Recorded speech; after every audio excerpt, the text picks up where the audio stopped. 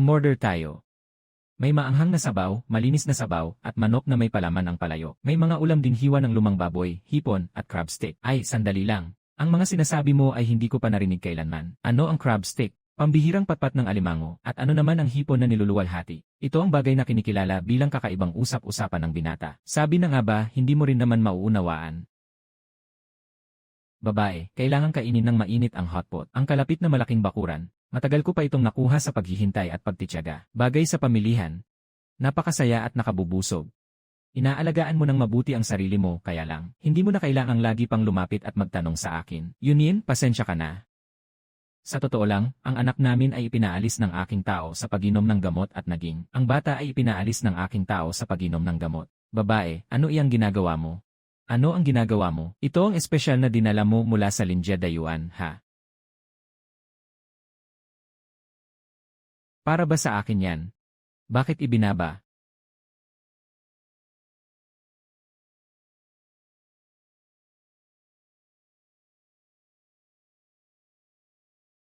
Dahil sa tingin ko, dapat pumunta ang asawa mo sa tindahan ng hotpot at kumain. Hindi ako pupunta sa ganung lugar, ang maingay at mausisang lugar. Anong klase ng asal yan? Sa pagkakataong ito, ako mismo ang magpapadala sa iyo sa kanya. Bawiin mo pa ang sarili mo. Ano ang bawiin ang sarili? Bukas, sasamahan kita sa Linjia Dayuan para kumain ng hotpot. Hindi mo ba sinabi na dadalhin mo ako roon para tikman ang sariwa? Kung gayon, bukas ako ang manlilibre. Kung gayon, kinabukasan na lang. Usap-usapang walang patunay. Halo-halo ng mga isda at dragon. Anong klaseng asal yan? Dahan-dahan lang. Masakit pakinggan ang mga pinagsasasabi mo. Sa amin, ang mahalaga ay pagkakapantay-pantay ng lahat. At saka, ang bayan ay umiikot sa pagkain. Paano pang ba magkakaiba ang mataas at mababa sa pagkain ng isang mangkok ng kanin? Ano? Sa tingin ba ng binata, ang pagsasabayin ang mga karaniwan at ang mga may katungkulan, wala na ang iyong pagkatao. Talagang pilit at mapagpanggap. Ayaw na kumain ng babae. Umuwi na tayo. Asawa ko, subukan mo pang magsabi ulit. Noong binuksan ni Ginang Lin ang tindahan, sinabi niya na magugustuhan ng buong kabisera ang mga niluluto niyang mansanas. Bigyan mo naman siya ng pagkakataon. Tama po, binata. Mas mabuti pang makipagsugal ako sa'yo. Kaya ko, magugustuhan mo ba ang pagkain ng bahay namin? Kung matalo ka, sa harap ng lahat, aminin mong nagsasabi ka ng kasinungalingan. At kung ako ang manalo, isara ang tindahang ito at lumayas. Sino ba ang nagsasabi ng walang kabuluhan rito? Natakot ang asawa mo. Sugal man ito o hindi, sa totoo lang ikaw naman ang palaging mapili sa pagkain. Hindi rin naman ganoon kalaki ang panalo ni Ginang Lin. Kung lagi kang magpapasimula ng gulo sa mga kawani ng kagawaran ng mga seremonya, hindi rin yan maganda kapag kumalat. Sige, magsugal tayo. Gusto kong makita kung anong pambihirang lasang. Kaya palang magustuhan ng buong kabisera. May maanghang na sabaw, malinis na sabaw, at manok na may palaman ang palayo. May mga ulam din hiwa ng lumang baboy, hipon, at crab stick, at marami pang iba. Ang mga sinasabi mo ay hindi ko pa narinig kailanman. Ang sinabi mo, hindi ko pa narinig. Ano ang crab stick? Pambihirang patpat ng alimango. At ano naman ang hipon na niluluwalhati? Ito ang pahayag ng inyong marangal na pag-aamoy. Sabi na nga ba, hindi mo rin naman mauunawaan. Ako ang gagawa ng guhit para sa tugma ng pluma at toreng pahiwatig. Ako ang maghahanda para sa salitang tugma at kasabay na himig. Nainis ang asawa niya. Basta na lang nasabi ng dalagang iyon. Ikumpara mo na lang siya sa kanya. Hindi ito usapin ng pagkwenta o hindi. Ito ay pang-insulto. Ginoo, sa ganitong kalagayan, may lakas pa ba kayong pumasok sa silid? Mas matagal ng 1 segundo, masusuri na. Mas maikli ng 1 segundo, mabubuhay. Mas maikli ng 1 segundo, mas nakakamangha. Subukan mo nang mabilis ang unang hiwa ng lambanog, ang pinakalambot at pinaka-crispy. Kapag napalampas mo, wala na. Dalaga, ako ay may asawa na. Hindi makatwiran ang ginagawa niyo, magagalit ang asawa ko. Puro kapatid lang nakasama. Puro kapatid lang ang nagtatakbuhan. Sa amin. Sa pagitan ng magkaibigan, ang pagsasalo ng pagkain ay normal lang. Napakamaunawain talaga ni asawa. Tiyak na hindi ako magdadalawang isip. Tama po ba, Nan? Wala pong problema. Asawa, tikman mo na lang. Ginoguan, matuto ka na lang din. Huwag mong sayangin ang buong puso ni Lin.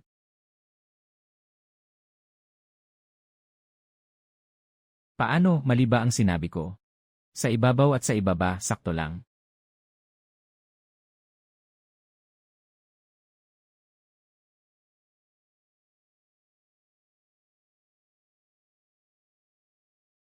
Ang usapin ng utos ng pagkakabilanggo kay yun ay hindi ko kagustuhan. Kita mo, ang asal ni Dalagalin ay parang bukas at marangal. Nag-aalala rin ako na baka masaktan kayo kung tatanggihan ko agad sa harap ng lahat. Ipinapangako ko, hindi ko talaga gustong manghiram sa kanya. Ang tungkol sa hinaharap, nauunawaan ko. Matulog ka na, talagang hindi ako galit. Yun yen. Kung galit ka, sabihin mo lang, huwag kang magkimkim ng ganyan, wala namang maririnig. Hindi ako mapakali sa loob ko. Talagang hindi ako galit. Asawa, matulog ka na. Bukas ay kailangan mo pang pumasok sa hukuman.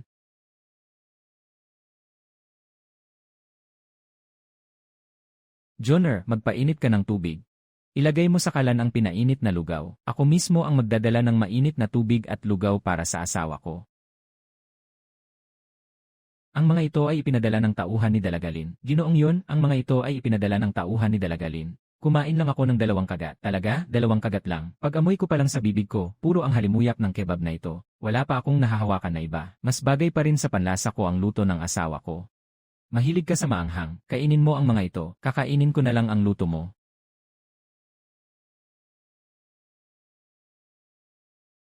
Mas presko pa rin at mas tugma sa panlasa ang luto ng asawa. Pwede pang tikman ang mga pagkain sa labas, basta sariwa. Hindi pwedeng puro iyon araw-araw. Kung sa tingin ng asawa ay hindi pasok sa panlasa mo, hindi na kailangang pilitin. Paano naman ako mapipilit? Ang luto ng asawa ay laging siyang pinakamasarap. Ang mga iyon ay kakaibang huli lamang. Hindi maihahambing sa tunay na marangal na hapag. Ikaw ang aking asawa. Tapos, isa lang siyang tagapamahala ng isang kainan. Hindi na kailangang aliwin ako ng asawa. Mahal ko rin ang mga niluluto ni Dalagalin. Sa susunod, pakisama naman sa iba. Sa ganoon, makikikain din ako sa liwanag mo. CJ. Mahuhuli na ako. Asawa, huli na talaga. Ganito nakahuli. Narito ka. Mukhang hindi maganda ang itsura nyo. May masama po ba kayong nararamdaman? Dr. Kin ang tawag ko sa kanya. Asawa, si Dr. Kin ito. Kahit kasunduan lang, hindi rin naman pwedeng basta kunin ang libreng pagkain ng ibang tao. Ibigay mo ito kay Dalagalin. Sabihin mo na lang na ang 3 pagkain sa isang araw mula ngayon ay ipinagkakatiwala ko na sa kanya. Kung kulang ang pera, maaari kang humingi sa akin anumang oras. Sabihan mo rin ang gatekeeper. Mula ngayon, kahit sa dapit hapon, huwag ninyong hadlangan si Aling Lin. Lumabas siya kung kailan niya gusto, at darating siya kung kailan niya gusto. Sa Shenfu, walang sinuman ang pinahihintulutang pahirapan siya. Mahal, pag-isipan mo ng mabuti. Ipaabot mo mamayang gabi ang mga dala ni Aling Lin sa silid aklatan. Sinasabi ng Panginoon na pasanin daw ang bigat. Pero halata kong tuwang-tuwa siya. Nakangiti ang kanyang mga mata. Matagal na sa mansyon ang matandang lingkod na ito. Kita ko ang paglaki ng Panginoon. Hindi ako maaaring magkamali. Ginang, ikaw ang ginagawa mo natatawa akong baka maipasa mo kay Chayanye ang responsibilidad na yan.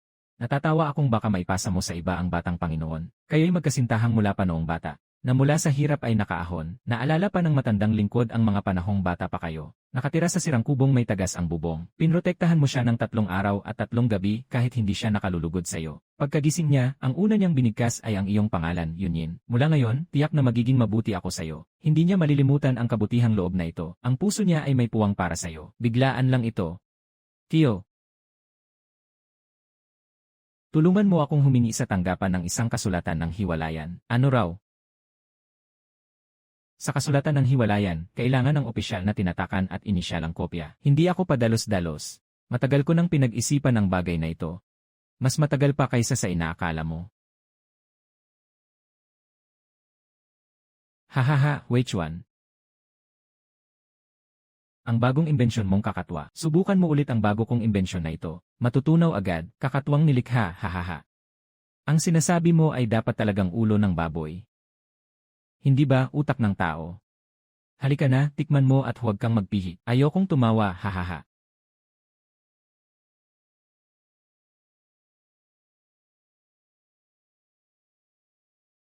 Hahaha, ipinagmamalaki pa ang lola.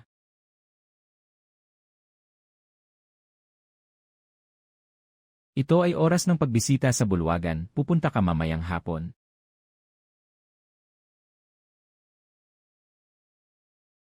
Yenan, tama ang lasa na ito. Tama nga ang lasa. Tikman mo rin yung kalahati. Sa tingin ko kulang pa ng kaunting asin. Sakto lang ang natutuhan kong leksyon. Malakas ang panlasa mo. Nasasanay lang ako. Noon, mas marami kang. Ngayon, mas mahusay pa ba ang dila ko ng doble kaysa sayo? Ngayon, mas mahusay pa ba ang dila ko? Ngayon, mas mahusay pa ba ang dila ko ng doble kaysa sayo?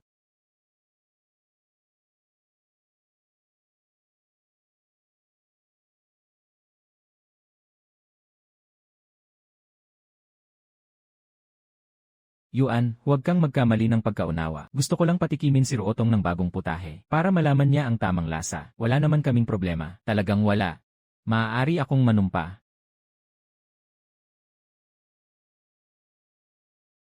Walang anuman, hindi ako nandito para manggulo. May bagay akong gustong pag-usapan sa inyo, mahal kong asawa.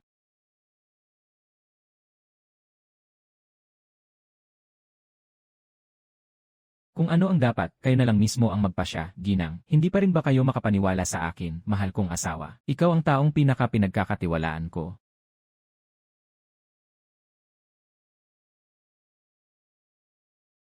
Mahal kong asawa, alam mo naman, lubos kong iginagalang si Lin Hanji. Bilang isang babae, kaya niyang isa lang bala at isa lang kabayong sakyan. Sa loob ng lungsod, kaya pa niyang gawin yon ng maayos. Talagang kahanga-hanga siya. Kaya gusto ko ring matutong magnegosyo ng praktikal. Maganda ang tingin ko sa tindahan. Sa timog na bahagi ng lungsod, hindi masama. Pero ikaw at ako ay mag-asawa. Sabi ng tanggapan, kailangan mo ring pumirma at maglagay ng tatak sa kasulatan. Alam kong dati ay ayaw na ayaw mo sa akin na palaging nakikialam. Pero kahit ikaw mismo ang nagsabi ngayon, dapat magsikap ang babae sa sarili niyang lakas. Kaya naisip kong hindi ka naman tututol. Haha, mabuti na yan. Sa wakas, naunawaan ni Yunin. Siyempre, susuportahan ko. Ano ang gusto mong ibenta o bilhin? Porridge at mga merienda, o kaya tindahan ng embroidery. Hindi na, ako na ang bahala sa lahat.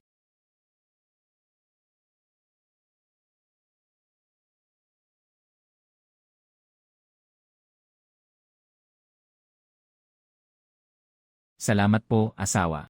Salamat sa ano paman, tayo ba dapat magpasalamat pa?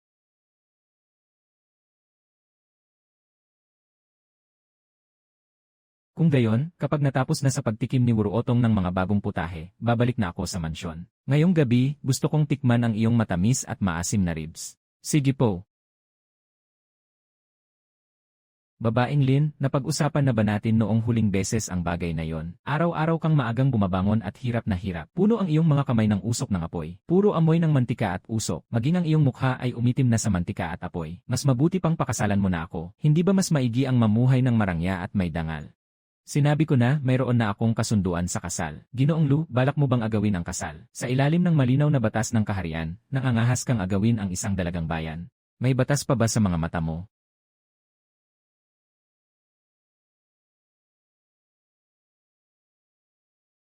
Haha! Huwag mo akong lokohin, nabalitaan ko na, wala kang ang kasintahang nakaayos. Wala ni isa sa mga nakaraang taon na pumunta sa inyong bayan para manligaw sa'yo. Maging ang tatlong henerasyon ng Lin ay hindi nagtakda ng kasal para sa'yo. Nagpakasal ka na ba talaga? Namatay na ang mga magulang mo noon pa. Wala kahit isa na nag-alaga at nagpasya para sa'yo. Saan manggagaling ang kasunduan sa kasal ng isang ulila?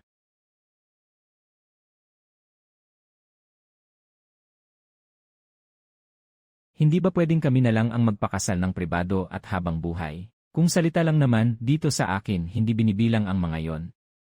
CJ. Kung gayon, sabihin mo nga kung sino ang taong gusto mong makasama habang buhay ng pribado. Kailangan mong sabihin. Harap ng lahat, aminin mo na ako si Lucky ang sinasabi mo. Pinapangako kong hindi na kita guguluhin kailanman.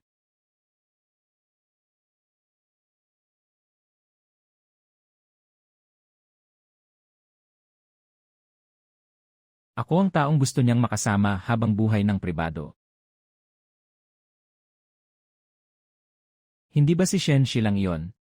Naku, siya ay isang silang sa kagawaran ng ritual. Paano mo nagawang gumawa ng ganitong bagay? Hindi ba nasa tabi lang niya ang asawa niya? Tingnan mo yung nakasuot ng asul. Shen Shilang, hahaha. Si Shen Shilang talaga ay marunong sa paggalang at wastong asal. Si Shen Shilang ay napakamarunong sa paggalang. Si Shen Shilang ay mahusay at tunay na maayos ang asal. Tiyak na alam ng buong lungsod. Alam ito ng buong kabisera. Noon mismong emperador ay pinuri ka pa bilang huwaran sa paggalang at katatagan. Pero ayon sa ulat ng isang lingkod, hindi ko yun naisip. Na pati ikaw ay gagawa ng ganitong bagay na pakikipagkasundo habang buhay ng pribado. Hindi ko alam kung batid ba ito ng ginang. Shen Madam, ang inyong asawa ay hayagang umaamin na siya ay makikipagkasundo habang buhay sa iba. Ang inyong asawa ay hayagang umaamin na siya ay makikipagkasundo habang buhay sa iba. Habang buhay na kasunduan, ang inyong asawa ay hayagang pumapayag sa habang buhay na kasunduan sa iba. Hindi ka ba magbibigay ng opinyon? Alam ko ang bagay na ito. Ako at ang asawa ko ay nag-uusap pa.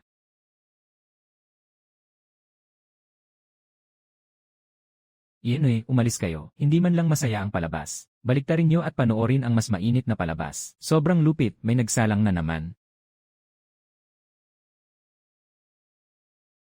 Shen Huichuan, bakit kailangan mo pang lumabas para ipagtanggol ako? Matagal ko nang sinabi sa'yo. Ang gusto ko ay... Mukhang kailangan nang paalisin si Shanyin. Nakalimutan mo na ba ang sinabi mo? Akala mo ba nagbibiro lang ako?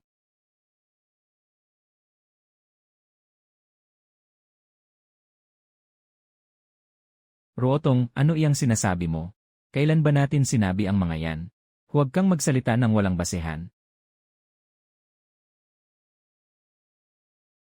Pagkalipas ng lahat ng mga taon na ito, napakabuti ng pag-aalaga sa akin ni Yunin. Walang kahit katiting na pagdududa. Noong ako ay nagkasakit, siya ang nagbihis at nag-alaga sa akin. Noong tumakas ako para mag-aral, sa 3 pagsusulit na ibinagsak niya, siya pa rin ang tumulong sa akin na kopyahin ang mga sulatin. Noong ako ay lugmok at walang mapuntahan, siya ang kasama ko sa mga gabi ng gutom at lungkot. Talagang imposibleng hindi ko siya pakasalan at hiwalayan. Shen Huichuan, gusto mo lang linawin ang lahat ngayon. Noong gusto mo ang aking katawan, bakit hindi mo naisip na linawin ang lahat noon? Noong gabing iyon, niyakap mo ako at ano ang sinabi mo? Noong gabing iyon, niyakap mo ako at may sinabi kang. Sabi mo, ibibigay mo sa akin ang lahat. Sabi mo, ikaw ay akin lang. Sabi mo, sa dangyon lang daw may malasakit ka, wala kang pag-ibig. Puro salita lang ba yan?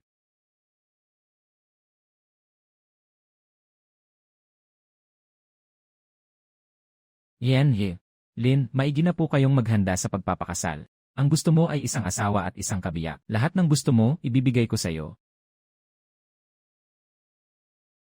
Yunin, alam kong galit ka, pero huwag ka nang magsalita ng masakit. Kahit pa mag-asawa tayo, ang matitira lang ay ako at ikaw. Huwag kang mag-alala, malinaw kong ipapaliwanag iyon sa kanya. Kapag naayos na ang lahat ng ito, sa hinaharap, babawi ako ng maayos sa'yo. Ano man ang gusto mo, ibibigay ko sa'yo. Kung gusto mong magbukas ng tindahan, ipagpapabukas kita ng tindahan. Kung gusto mong pumunta sa Jiangnan at tingnan ang tubig, Jiangnan mismo ang dadalhin ko sa'yo. Hindi na kailangan. Wala naman tayong hinaharap. Doon na tayo magtapos. Huwag mo siyang pahirapan. At huwag mo ring pahirapan ang sarili mo. Magtipon. Ito ang kasulatan ng diborsyo na nilagdaan mo. Yunin, kailan ka? Aalis, ako. Pakiusap, ihiwalay mo na ako. Yunin. Huwag ka nang magulo. Alam kong hindi ka mapakali sa puso mo. Ngayong araw sa kalye, totoo ngang hindi ko dapat inamin sa harap ng madla ang tungkol kay Ruotong. Napahiya ka. Pero alam mo rin na makatarungan iyon. Pero kung gagamit ka ng ganitong paraan para makipagpustahan sa akin, napakabata mo pa. 20 taon na tayong magkakilala. Hindi rin ito ang unang beses na may ganitong nangyari. Bakit ngayon pa hindi mo na itawid? Hindi dahil hindi mo kaya. Huichuan. Ayokong may pagsisihan ka. Pahalagahan mo na lang si Yanjie. Lin. Sabi niya, isa raw siyang babaeng galing sa kabilang mundo. Baka bukas, hindi na siya makikita ulit. Huichuan, hindi ko naman kayo sinisisi sa hindi pa malinaw ang daan nyo. Mas mabuti pang pahalagahan mo ang nasa harap mo ngayon.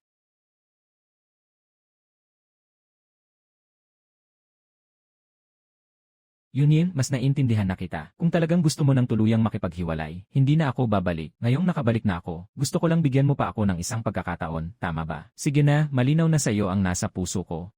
Hindi ba matagal mo nang gustong manood ng dula sa anino sa timog ng lungsod? Tandaan mo iyan. Tandaan mo palagi. Ako na ang sasama sa iyo roon, ha? Ngayong gabi, umalis na tayo.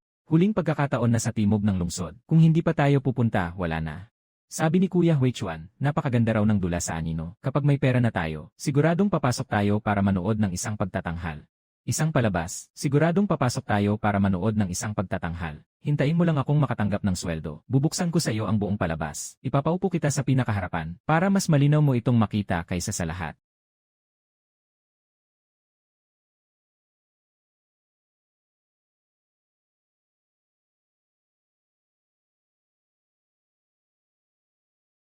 Naku, may problema na po. Hindi ba kayo nakatingin lang sa Linjia Dayuan? Sabihin mo na, ano ang nangyari? May nangyari sa tindahan ng mainit na kaldero ng pamilya Lin. Ilang bisita ang biglang sumakit ang tiyan at nagsuka. 2 ang himataying nagkalat sa lugar. Namumutla na ang mukha nila. Ginalaw pa nila ang pinto ng tindahan hanggang masira. Binaligtad pa nila ang mga kalderong tanso. Binaligtad pa nila ang mga kalderong tanso. Kinuha rin si Yanjie. Lin. Nahihirapan lang po ang mga tao sa paghahanda. Baka si Ginoong Lu ang lihim na gumaganti. dahil nagkagulo siya sa unahan, kaya may nangyari sa likod ng tindahan. Napakagaling naman yan. At si Ruotong, kumusta siya? May nasugatan ka ba? Yung mga tao ba sa Jingzhaofu ang naging magaspang? Ginapos at ikinadena ba nila siya? Hindi po malinaw ang nakita ko. Hinarangan ng mga gwardiya ang pintuan at hindi pinapasok.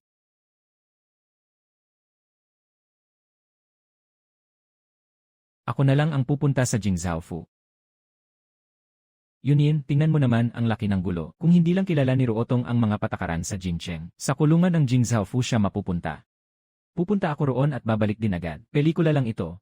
Bukas, sasamahan kita para panoorin mo ng maayos. Bukas, siguradong pupunta tayo.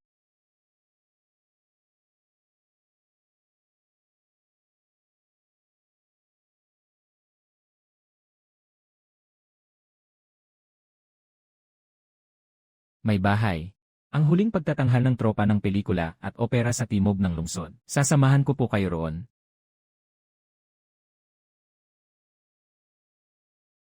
Tiokin, ganito na lang ba talaga ang pelikulang ito?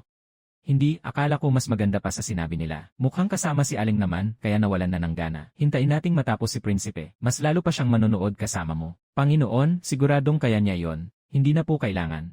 May ilang bagay na sapat na para maunawaan ko. Hahaha.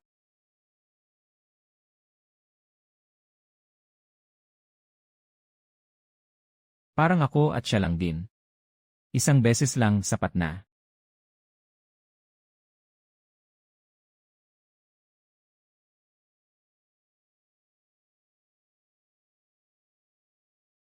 Sandali lang kapag may pera na ako. Bibilhan kita ng ginto, pansamantala lang ito. Itabi mo muna iyan para sa akin. Bakit mo na naman itinabi sa akin ang pera? Puro sabaw ang nasa mangkok mo. Gusto ko ng malabnaw. Malabnaw pero mainit at malinamnam. Uminom ka na bago lumamig at hindi na masarap.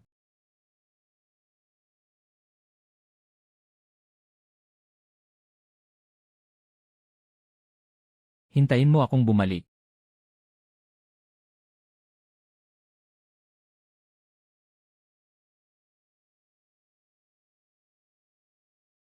Itong susi ng liham, ibigay mo sa kanya. Aalis na ako.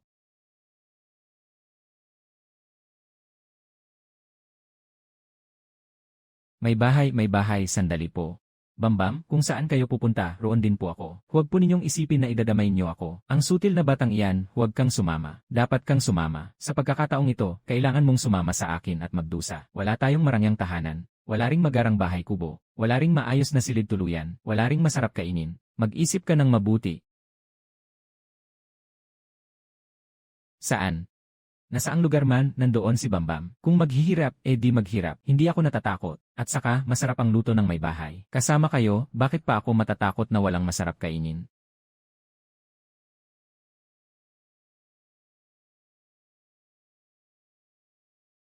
Ang ganda ng lugar na ito, mas maganda pa kaysa sa Shenfu. Huwag kang magkalat ng chismis.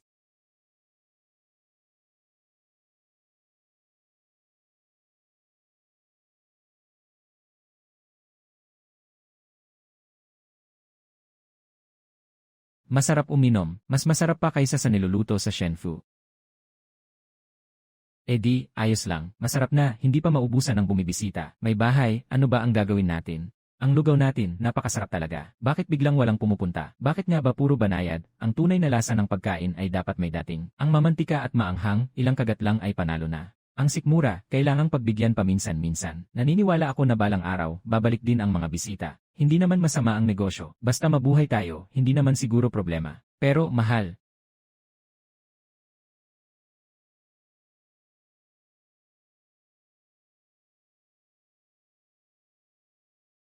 Masarap uminom.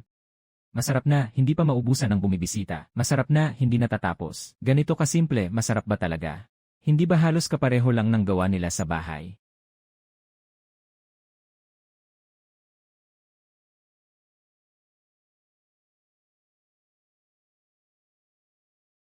Ay naku, ang galing talaga ng kamay ng dilag na ito.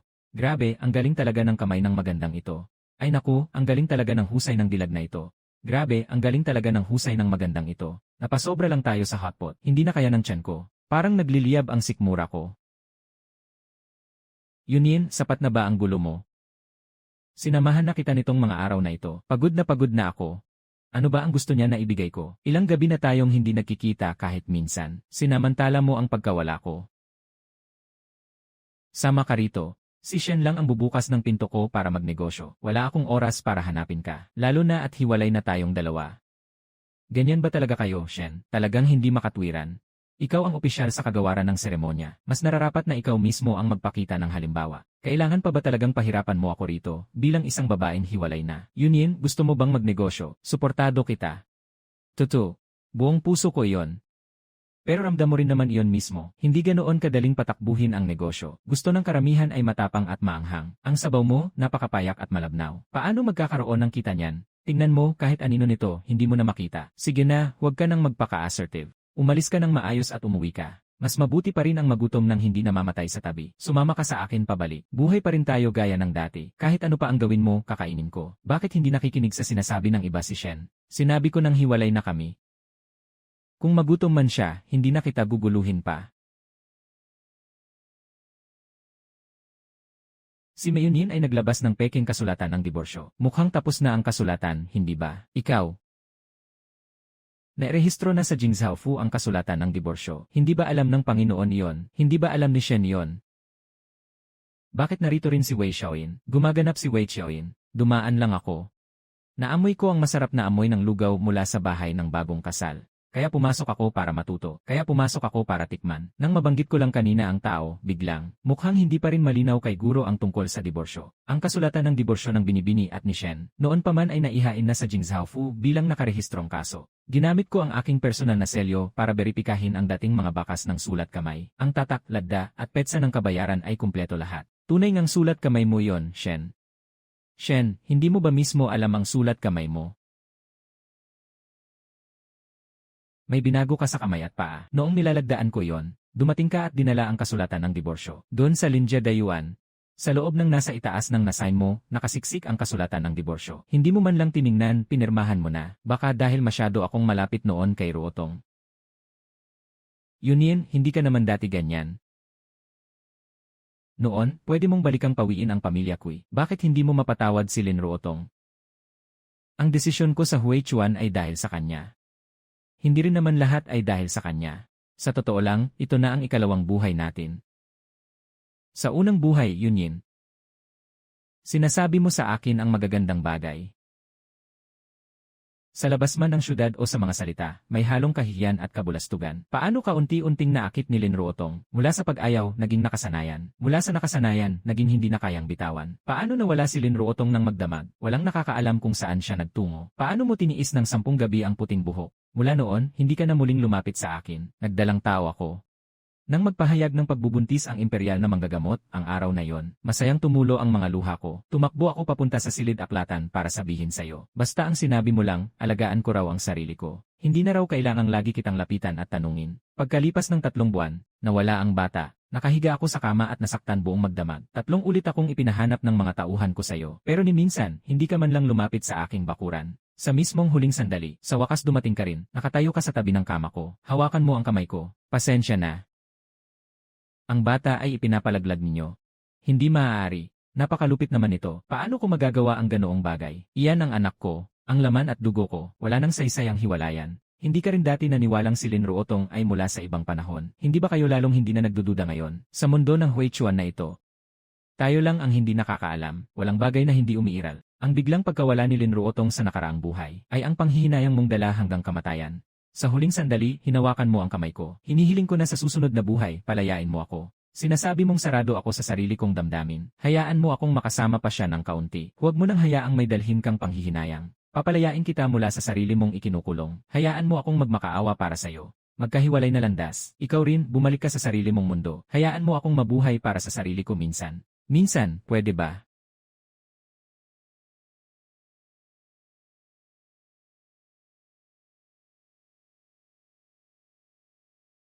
Kumusta po kayo? Ayos lang po ba kayo, Ginang? Ayos lang po ako, mabuti po ako. Tungkol sa mga salitang iyon ng binibini Jiang, kailangan ko po bang umiwas? Hindi po kailangan, mabuti nang marinig din ng Ginoong Wei. Pakipirmahan mo ito para sa akin. Ilagda mo na lang para sa akin. Ang usapin ng personal na pag-amin ni Shen Huichuan. Ang usapin ng pag-amin niya mismo. Hindi na siya makakailag sa responsibilidad pagkatapos. Opo, gagawin kong patotoo. Ginoo, napupuno na ang buong lungsod sa usap-usapan. Ginoo, napupuno na ang buong kabisera sa usap-usapan. Sinasabi nilang nakaupo si Shen Xiao lang nakapiling si Binibinilin. Ang kasuotang pangkasal na iyon ay kakaiba ng husto. Hindi pa kailanman nakakita ng ganitong uri ng bestidang pangkasal. Si Binibinilin mismo ang gumawa nito. Kasing puti ng niebe, mula ulo hanggang paa ay puti. Maging ang takip sa ulo ay puti rin. Nakatayo pa si Binibinilin sa kanto at sinasabi sa lahat na yan ay estilong kanluranin. Iyan ang pangarap niya mula pagkabata. Sa kanyang sariling bayan, dapat puti ang suot ng mga bagong kasal. Gaano kaya kasamang panukala na magpakasal na nakaputi? Kaya tuloy nagtuturo at nagbubulungan ang buong kalye. Sinasabing hindi pa raw nakakita ng ganitong binibini na marunong sumunod sa ayos. Sinasabing hindi pa raw nakakita ng ganito. Sinasabing hindi pa raw nakakita ng ganitong binibining hindi marunong sumunod sa ayos. Joner, tulungan mo akong dalhin ito kay Binibinilin. Sabihin mo sa kanya na hangarin ko ang kapayapaan niya habang buhay. Sabihin mo sa kanya ang pagbating ito na hangad ko ang kapayapaan niya habang buhay. Ginang, medyo sobra na yata ito. Saan ka naman nakakita ng regalong pangkasal na purong puti? Ibigay mo na lang itong parang pinagsisihan. Baka tumugma pa sa loob niya.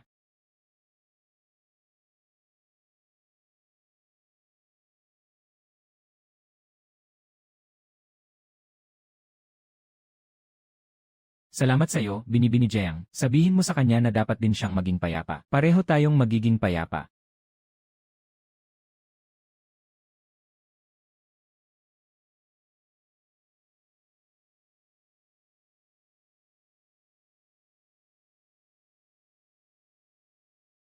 Ginoong Wei, araw-araw ka na lang dumadayo rito para sa lugaw. Sa harap mismo may tindahan ng hotpot at barbecue. Ayaw mo bang tikman doon? Hindi na, hindi ko kaya ang malalasang iyon. Mula bata pa ako, naniniwala na akong ang simpleng lasa ang tunay. Ang sobrang mamantika at maanghang ay hindi maganda sa katawan.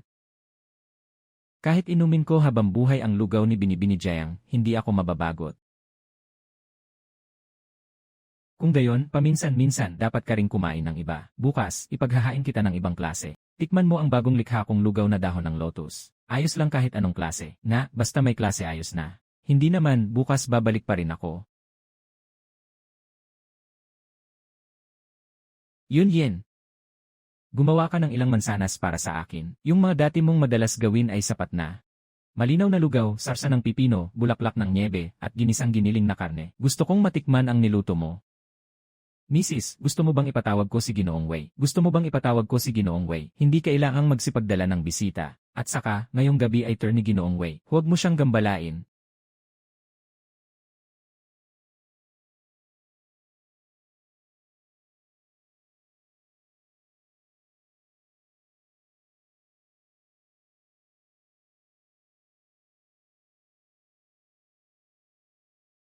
Yunin. Ay naku, grabe naman ako. Pantay-pantay ang lahat. Pantay-pantay saan? Sinasabi mo pa na ang mga tao sa bahay ay pantay-pantay. Dapat maparusahan ang hindi susunod sa utos. Napaloko ako sa kanya. Binawi ko ang mga patakaran ng bahay. Pero alam mo ba, ngayon ang gulo-gulo sa bahay. Ang mga alila, tamad na tamad. Ang mga mapagmataas, lalong naging mayabang. Wala ni katiting na paggalang, kaya umalis ng galit ang matandang katiwala kasama ang tatlong may uban. Bukas ay magre-resign ako. Hahayaan ko siyang magpatakbo. Pero ako rin ang siyang kinaaway niya. Nabitiwan niya ang tasa ng tsaa. Sabi niya, para raw akong halimaw na kinain ng seremonya at pag-aaral ng mga alituntunin. Sabi niya, hindi raw ako marunong rumespeto sa pantay-pantay na pagtingin sa kapwa. Sabi niya, dapat daw akong mamatay ng may hiya, pasanin ang kasalanan ko. Araw-araw niya akong tinutukso na magbukas ng sangay na tindahan at mag-eksperimento ng bagong putahe. Ni minsan, hindi siya nakialam sa mga bagay sa bahay. Pati ang anak natin, ibinulalas pa niya at nawala. Nang bumaba ako at bumalik, nakita ko si Bea na nakahiga sa kama. Namumutla ang mukha. Tinanong ko siya kung anong nangyari. Sabi niya, uminom daw siya ng gamot. Tinanong ko kung anong gamot. Sabi niya, gamot para ipalaglag ang bata. Sabi niya, hindi mo nga talaga ako naiintindihan. Tunay ngang hindi ko po kayo naiintindihan. Wala akong ni kaunting alam. Wala talaga akong alam. Araw-araw kaming nag-aaway. Sabi niya, makalumaraw ako. Sabi niya, pinalaki ako sa mga tuntunin ng seremonya at pag-aaral. Sabi niya, labis daw siyang nagsisi na napangasawa niya ako. Sabi niya, mula raw sa simula, niloko ko na siya. Noong araw na umalis siya, bumitaw ang tasa ng tsaa. Itinuro niya ako at sinigawan. Shen Huichuan, isa kang sobrang makalumang tao. Nasayang lang ang buhay ko dahil sa'yo. Nasayang ko ang buong buhay ko. Pero ako rin, nagsisi ako. Yunin, nagkamali ako. Talagang alam ko nang nagkamali ako. Magsimula tayong muli, maaari ba? Paano ba magsisimulang muli? Kapag nabasag ang salamin, mahirap nang ibalik sa dati. Ang mga nabasag na bagay, kahit pagdugtong-dugtungin pa, hindi na babalik sa orihinal. May pagitan ng buhay at kamatayan sa pagitan natin. Yuan Yin, alam kong nagkamali ako.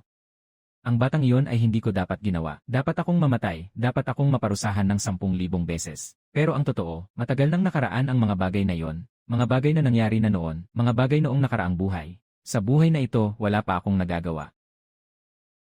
At saka, kung si Ruotong din ang nagpatapon sa anak natin, wala na yon. Nakuha ko na ang kapalit na nararapat. Tingnan mo, naparusahan na ako ng langit. Nawala rin sa akin ang isang anak. Alam ko ang sakit na yon. Ituring na lang nating patas, maaari ba? Kung bibigyan mo lang ako ng isa pang pagkakataon, ipapangako kong mabuti kitang aalagaan sa buong buhay ko. Bilang ganti sa aking mga nagawang mali, handa akong ibigay sa iyo ang lahat. 2 buhay ang hindi maaaring magbanggaan.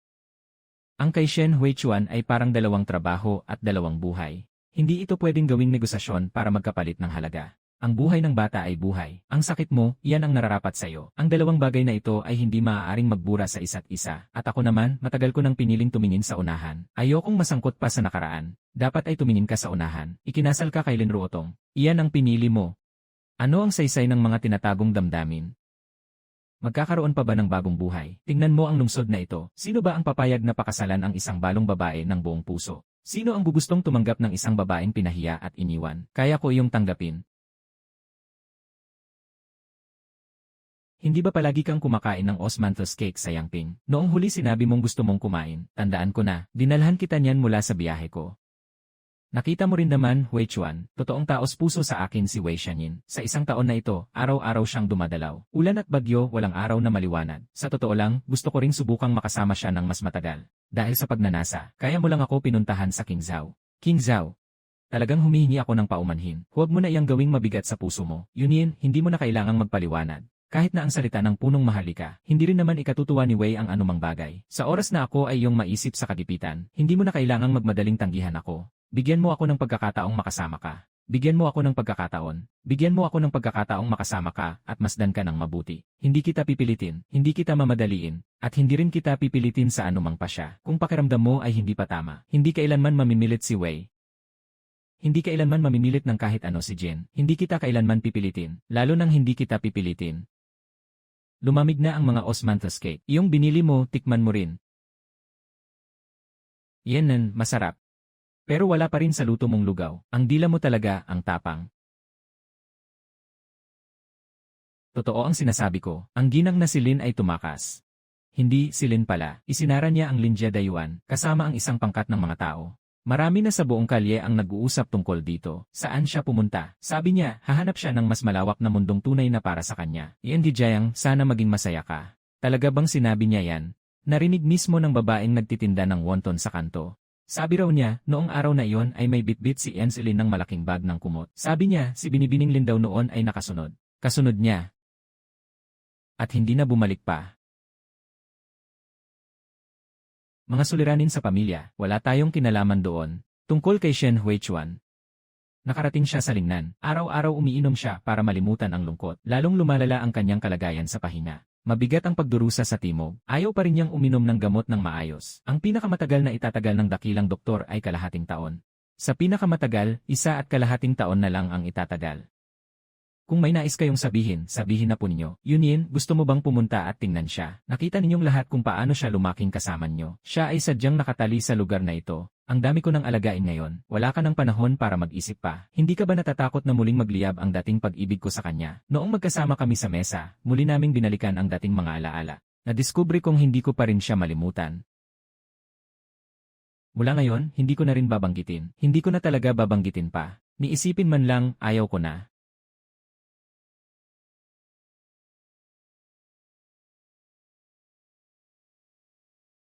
Ginang, handa na ang pagkain nila Wei. Mayroon tayong gulay at wonton ngayon. Ako ang bahala sa buong hapon. Mas malalaki pa sila kaysa sa mga daliri mo. Mas malaki pa. Mas malaki pa kaysa sa dulo ng daliri. Hoy, hindi ka pa ba nagbabayad ng bayad sa tsaa? Ang lakas naman. Ngayon din dapat maayos na ang bayad sa tsaa ngayong buwan. Ilista mo sa aking utang. Naisulat ko na sa aking talaan ng utang. Basta bukas, darating din siya. Bukas din siya darating. Darating din si Bulaklak. Sulat.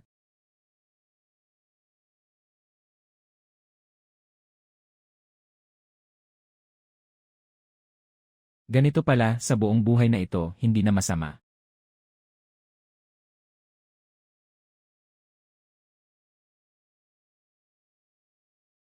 Ginang, iwan po ninyo ito. Hindi pa po ba ninyo kayang bitawan ang nakaraan? Ang nagpahirap noon ay ang sarili mong ikaw noong mga taong iyon. Matagal nang wala na ang taong iyon. Kung gusto mo ng pamumuhay na payak at tahimik, ako na mismo ang maghahasa para sa'yo. Hindi na kailangang panghawakan pa ang mga lumang alaala. Noong mga nakaraang araw, personal pang ang nagpunta si Ginoong Wei sa Yulan para purihin ka. Kung panay ang paglipat, hindi talaga magkakasya sa isang lugar. Kaya pala balak mong ikaw mismo ang gumawa. Ginang Jiang, napakarami ninyong pinagdaanan. Sadyang na ako gumawa ng mas pinahusay na hotpot. Malaya ang mga araw. Noon, nakagapos ako sa pag-ibig. Ngayon ko lang naunawaan na sa loob ay hindi na kailangang umasa sa iba. Ngayon ko lang naunawaan sa loob. Ngayon ko lang tunay na naunawaan sa loob na hindi na kailangang umasa sa iba. Ako at si Shen Qiz. Napawalay na. Naway maging payapa at matatag ang inyong lugaw shop. Naway may mabubuting tao na laging kasama nyo. Kung may pagkakataon, magkikita tayong muli. Natagpuan niya ang sariling buhay, at sa huli naging burin. Mahilig siya sa mainit na palayok na pagkain. Ako na may mahilig sa payak na lugaw at sabaw. Bawat isa ay may sariling patutunguhan. Hindi na kailangang manghinayang. Bawat isa ay mabuhay ng maayos, iyon na ang pinakamabuti. Kung gayon, sumulat tayo sa kanya. Padalhan natin siya ng ilang at sarang pipino. Hindi mababago ng mukha ang nakaraan. Dalawang buhay. Kahit hindi isulat, ang pagkapahiya at sakit ay kayang magpawi ng lahat. Ang hiya at sakit ay kayang magpawi ng lahat. Ngayon ay maayos na ako. Kung hindi, huwag na natin itong pagmasdan. Siya ay ganito na ngayon. Sa huli, sarili rin niyang piniling landas.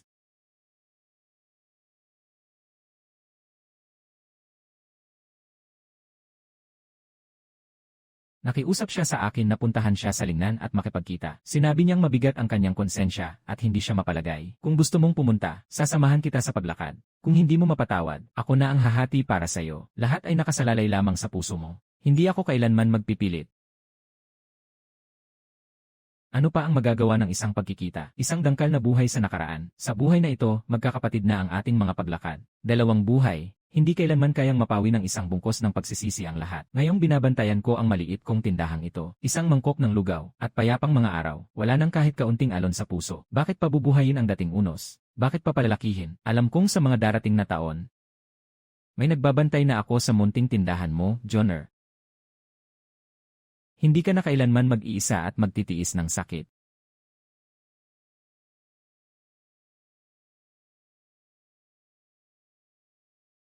Mula noon, hinabol ko ang mainit at masiglang mga araw, na may mga pilat sa buong katawan. Nangako kang habang buhay kang hindi kakain ng lugaw o kanin. Nangako ka, habang buhay, hindi kakain ng lugaw. Ang may kasama ng matagal ang siyang tunay na pinakamabuti. Doktora, hindi. Ayos po ang pakiramdam ni Ginang Jiang nitong mga huli. Ang batang Panginoon ay nasa lingnan. Hindi na kasing buti ang katawan sa isang araw kumpara sa isa. Madalas po siyang mag-alala sa inyo. Sana po ay laging maayos kayo. Matibay at payapa ang paglaki ng maliit na kawayan. Hindi na kailangang mag-alala. Sarili niyang pinili ang landas niya. Ang bawat isa ay mamuhay ng maayos at masagana sa kasalukuyan. Kailangan pa rin niyang mamili ng mga sangkap.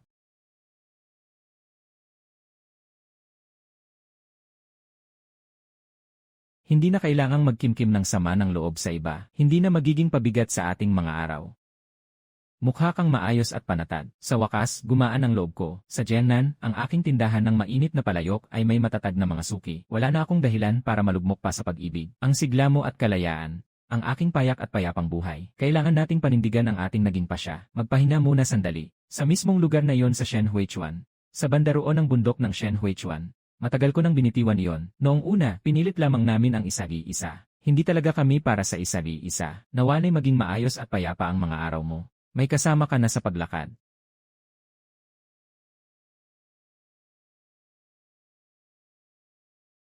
Hahaha, gusto kong manood ng palabas. Babalitaan ko na ang lugar. Mas mabuti pang bumalik na lang sa maliit na bakuran at magluto ng lugaw na lotus root. Malinis at malaya. Iuwi natin ang mga lantern at isabit sa ilalim ng puno ng sofora sa likod ng bakuran. Iuwi natin ang mga lantern at itago sa bodega ng likod na bakuran. Sa susunod na taon, magagamit pa natin ang mga ito sa Yuanxiao. Lahat ay nakasalalay sa iyo. Sa mga susunod na taon tuwing Yuanxiao, hindi na tayo susugod pa sa magulong pamilihan. Uwi tayo sa maliit na bakuran para bantayan ang kalan at uminom ng sopas at lugaw. Mas nakagagaan sa puso kaysa sa mga paputok at ilaw ng sandamakmak. Malakas na pakulo, unting hina ng apoy at dahan-dahang pakulo. Noon, buong araw akong nakakulong sa loob. Ngayong wala na ang aking asawa, wala na akong matitigan. Ngayon, natuto na akong maghanap buhay sa sarili kong sikap. Kaya ko na ring buhayin ang sarili ko. Ngayon, hindi lang ako may sariling ikinabubuhay, malaya pa akong mabuhay. Nakatutulong pa ako sa ibang dalagang makahanap ng landas. Hindi kailangang umasa ang babae sa kahit kanino, maging sa mainit na palayok o sa paglalako sa mga mangkok, maging putol na sabaw o payak na lasa. May sariling lakas, kaya may paninindigan. Kung sakaling maisip ko ang nakaraan, hindi na kailangang pahirapan ang sarili. Sabihin mo sa akin, baka sakaling maging mas malinaw ang lahat. Noong una, nakahiga ako sa kama ng panganganak. Bawat sandali ay kapritso at paninindigan. Paulit-ulit na nanghihina at nalalagas na parabang bawat araw ay may patak ng dugo. Isang buong gabi akong sumigaw. Paos na ang lalamunan ko at wala nang lumalabas na tinig. Nagkagat ako ng mga daliri hanggang mapunit ang bedsheet. Hindi siya dumating. Noon, lagi akong nakabaon sa matinding hinanakit, hanggang sa buksan ko ang tindahan ng lugaw na ito. Araw-araw na alagaan ng mainit at banayad na sabaw. Doon ko unti-unting naintindihan na hindi ako dapat magpasakal sa sarili ko. Simula ngayon, sasamahan kita sa lahat ng taglamig at tag-init. Hindi na kita hahayaan pang magtiis mag-isa.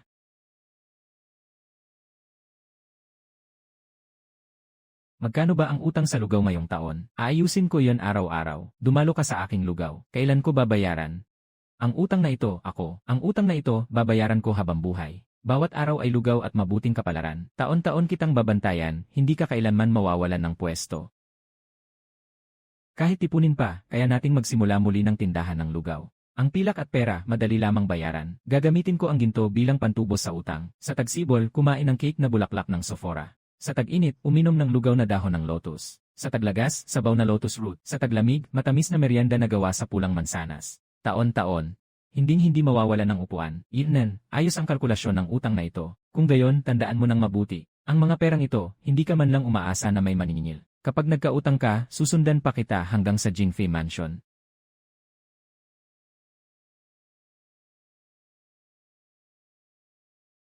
Ibig sabihin, siya ang magbabantay sa sarili niyang magulong mundo.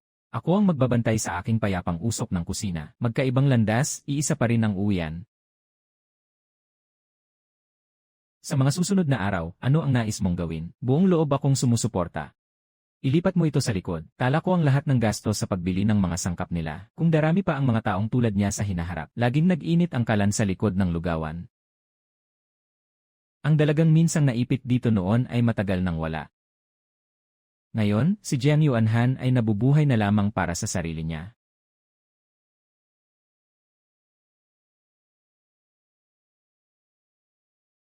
Hindi ko kailangang umasa sa sinumang pabor para maging buo. Ang sarili kong lugawan. Sarili kong mga kamay ang bumubuhay rito. Sarili kong puso. Sapat na yon para umasa sa habang buhay. Ang may kasama ay parang palamuti sa gintong tela. Ako man, kayang tumindig mag-isa. Kaya kong maging sarili kong langit at lupa. Mahirap gamutin. Ang sabaw at gamot, siya na ang bahala. Noon, siya mismo ang sumira sa asawang lalaki. Ano ba ang karapatan niyang maipagpaalaala pa sa amin ang pagiging mag-asawa? Sa puso ko, Tiokin, ang lugaw at mansanas na ito, pwede ko bang ibigay? Hindi rin dahil sa lumang damdamin. Mga tao sa lugawan, pwede ba akong matuto sa inyo? Mga taong humiwalay, pwede ring matuto. Isama mo na lang ang sausawan. Ako na ang mag-impake ng mga gamit ni Juan. Pero hindi ako sasama sa iyo papuntang Lingnan. Hindi rin ako hihiling sa iba na maghatid ng sulat. Sa ating muling pagkikita sa susunod na buhay, ang dalawang tadhana, pati galit ng mga multo, hindi kayang mapawi. Kapag lumambot ang puso ko, ako rin ang maipit, at hinding-hindi na rin siya mawawala ng init. Sa akin ang mga halamang gamot, wala itong kinalaman kay Yunin. Mga aliping kasama ninyo, alaala ng lumang damdamin.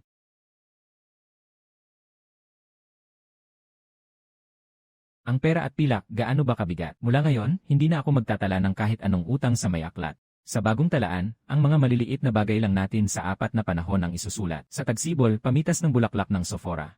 Sa tag-init, pakuluan ang lugaw na dahon ng lotus. Sa taglagas, anihin ang lotus root. Sa taglamig, pakuluan ang jelis at pinatuyong mansanas. Ang galing mong magkwenta. Hindi umubra ang pagsingil. Palitan na lang natin ng bagong tala. Ang sarap naman, ilabas mo ang mooncake. Kapag muli kang sumilip, hindi na kita bibigyan ng osmanthus feeling. Noon sinabi ko, ang buong buhay ay pwedeng itala. Ngayon, balak kong isa-isang isara ang kwenta. Mula ngayon, ang ginto ay para sa araw, at ang pilak ay para sa gabi. Sa araw na yon, dadalhin kita sa Yezi Street para yumaman. Sa mahinahong pagtrato kay Lucky, ay doon mo lang malalaman na tunay mong binitiwan ang lahat ng tanikala sa puso. Hindi para magpakitang gilas sa kanino man, hindi rin para mag-ipon ng anumang kabutihan, kundi dahil lang gusto mong gawin ito. Noon, lagi mong sinasabi na ang may hawak ng sopas ay kasabay ng buhay. Ngayong taon, hindi na ako mag-uusisa sa libro ng kwenta. Ang lahat ng naisulat noon, iniwan ko para sa kanila. Hindi para ipakita sa kahit sino. Ang buhay ko, ako ang bahala. Hindi na kailangang magpaliwanag sa kanino man. Noon, lagi mong sinasabing may kasamang lugaw at inuman. Ngayong taon, hindi na natin pag-uusapan ang mga kwenta. Sa tuwing dumarating ang gitnang taglagas taon-taon, magdadala ako ng isang parol na bulaklak para samahan ka. Paghanga sa pamunuang pangtagsibol, pagmamasid sa buwan sa taglagas, taon-taon, hindi nawawala. Hindi na kailangang mangako ng mabigat. Kung kusang umaayon, ang kapayapaan ng araw-araw ang pinakamabuti. Ang maingay na kaldero ay para sa ibang tao, bundok at dagat nila yon. Ang bangkang magaan sa hapon at hangin ang aking uwian. Hindi na kailangang balikan ang dating pagkakagapos. Pahalagahan ang maliliit at mainit na bagay sa harap ng mata. Iyon na ang ganap na katuparan ng isang buhay. Mula sa paghahabol sa nakakapasong sigla at ingay, at sa mga sugat na nakapalibot sa katawan, saka lamang nagiging karapat-dapat sa habang buhay, hindi pwedeng umasa lang sa libre. Kapag may taong matagal na kasama, iyon ang pinakamagandang buhay, nauunawaan kong sa mga susunod na taon. Mayroon akong nagbabantay sa maliit mong tindahan, Joner. Hindi na kita hahayang magtiis ng hirap ng mag-isa.